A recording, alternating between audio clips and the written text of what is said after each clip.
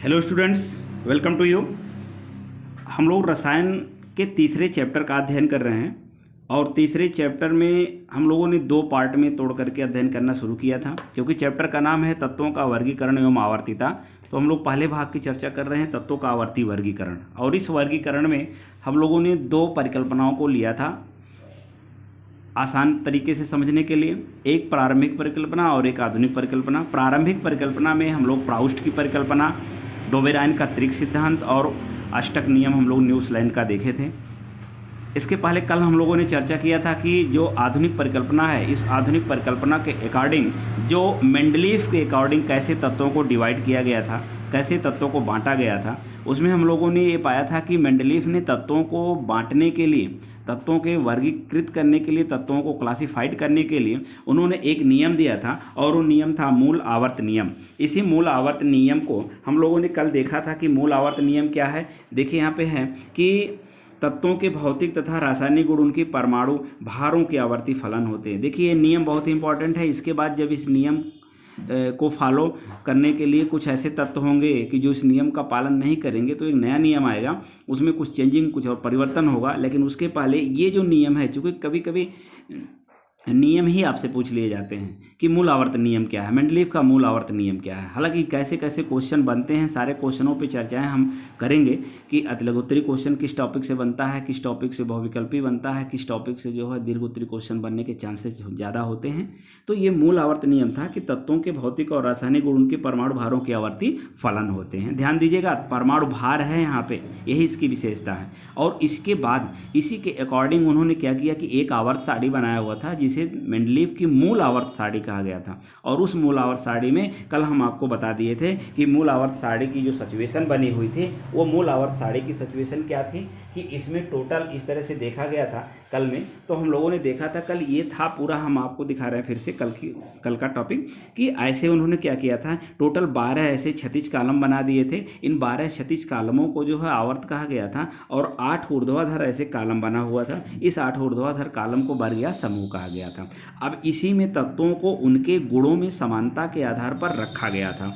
अब जैसे एक वर्ग में ऊपर से नीचे जाने पर जितने भी तत्व थे सबके गुणधर्म समान थे, और आवर्त में भी वही सिचुएशन था, बाएं से दाएं चलने पर जितने भी तत्व रखे गए थे सबके गुणधर्म समान थे।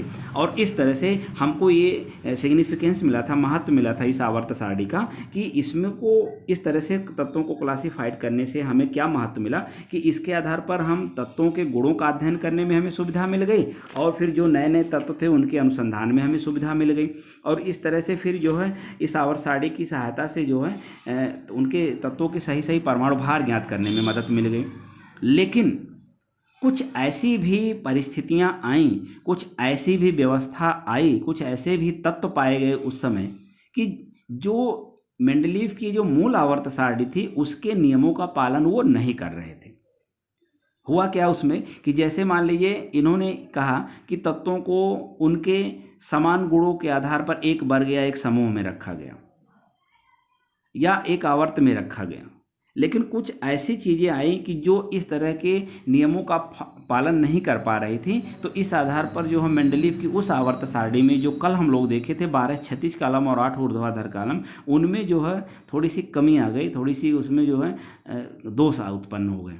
और इस तरह से जब उसमें दोष उत्पन्न हो गए तो दोष उत्पन्न होने के बाद उसमें क्या हुआ कि उनके दोषों को दूर करते हुए नई आवर्त सारणी बनेगी। लेकिन जो दोष उत्पन्न हुए सबसे पहले आज हम उसकी चर्चा करेंगे, और हमारा मेन टॉपिक वही है कि मेंडलीफ की आवर्त सारणी के दोष क्या क्या हैं।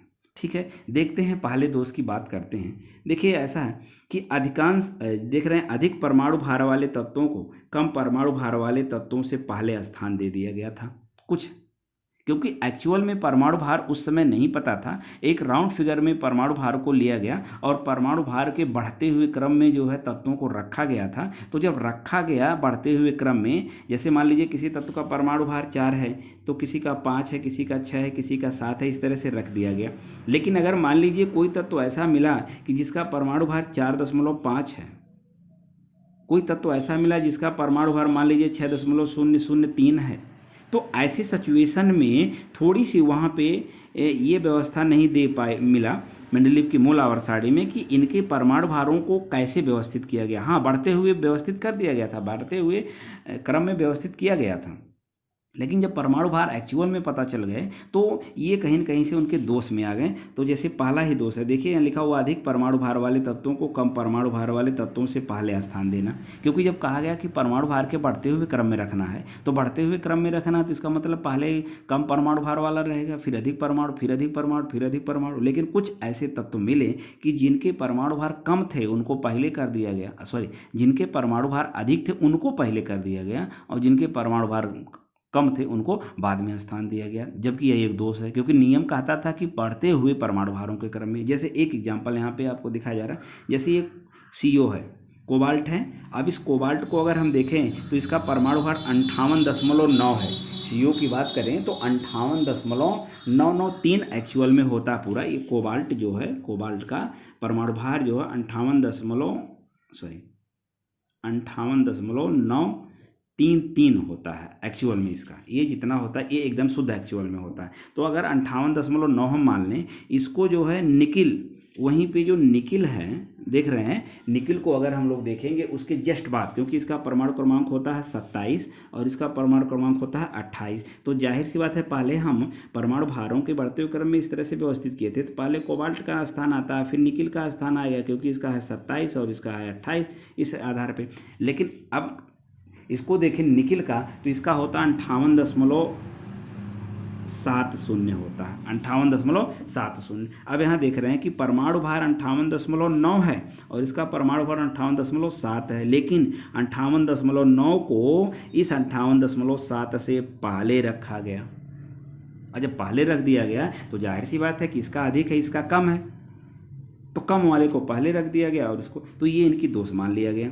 तो इस प्रकार इसी तरह से अगर देखें आर्गन को, आप देख लीजिए, आर्गन आपका है सबसे अंतिम में 18वें समूह में है, इसका 39.9 होता है, होता तो है एक्चुअल में अगर देखें हम इसका तो 39.948 होता है। तो इसको हम देख रहे हैं, इसको जो है पोटेशियम की बात कर लें, पोटेशियम में अगर हम लोग देखें कि जो 19 होता है, अगर हम इसमें आकर के देखें तो इसका होता है 39.098। अब आर्गन का होता है और पोटेशियम की तुलना करें के का, तो इसका परमाणु क्रमांक 18 है, इसका 19 है, ठीक है। लेकिन इसके अगर हम परमाणु भार की बात करें तो एक्चुअल में इसका 39.498 होता है, 948 होता है। और पोटेशियम की अगर हम बात करें तो पोटेशियम का 39 इसका होता है 39 एक्चुअल में 098 होता है शुद्ध सही। तो इसमें भी कहीं कहीं कमियां आ गई। देख रहे हैं कि इसको आर्गन को पोटेशियम से पहले रखा है। अब इस तरह से ये दोष हो गया। तो इस तरह से ये पहला दोष है। और भी दोष हैं इनके जिसकी चर्चा हम लोग कर रहे हैं। देख रहे हैं कि यहाँ सिचुएशन ये आ रही है कि दूसरे नंबर पे अगर दोष की बात करें तो देख रहे हैं कि अनेक स्थानों पर समान गुणधर्म वाले तत्वों को अलग अलग समूहों में रखा गया है। जबकि इसके पहले कल हम लोग जब देखे थे तो ये कहा गया था कि एक वर्ग में, जैसे ये वर्ग है, यहाँ ऊपर से नीचे चलने पर समान गुणधर्म वाले तत्वों को रखा गया है। लेकिन जब एक्चुअल में पूरा देखा गया तो ये पाया गया कि अनेक स्थान पर समान गुणधर्म वाले तत्वों को अलग अलग ग्रुप में रख दिया गया, अलग अलग समूह में रख दिया गया। कैसे? एक एग्जाम्पल यहाँ पे आपको दिखाया जा रहा है, 2-3 एग्जाम्पल इस तरह से समझ लेंगे। अब जैसे कापर की बात कर रहे हैं, कापर की बात करें अगर तो कापर आप देख रहे हैं डी ब्लॉक में 29 इसका परमाणु क्रमांक होता है। अब डी ब्लॉक में ये है और ये कुल मिला जुला करके 8वें समूह में है।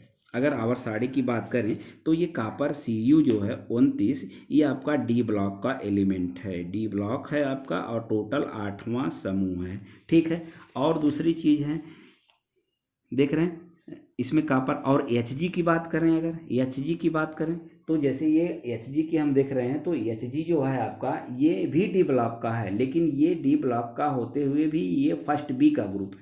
Hg की ये डी ब्लॉक में है और फर्स्ट बी है। कौन सा ग्रुप है इसमें? फर्स्ट बी है। और इस तरह से 12वें लाइन में है, फर्स्ट बी में हम देखेंगे आवर्त सारणी में तो फर्स्ट बी में, और इसका जो परमाणु क्रमांक होता है वो 80 होता है। तो इस तरह से देख रहे हैं ये 80 होता है इसका।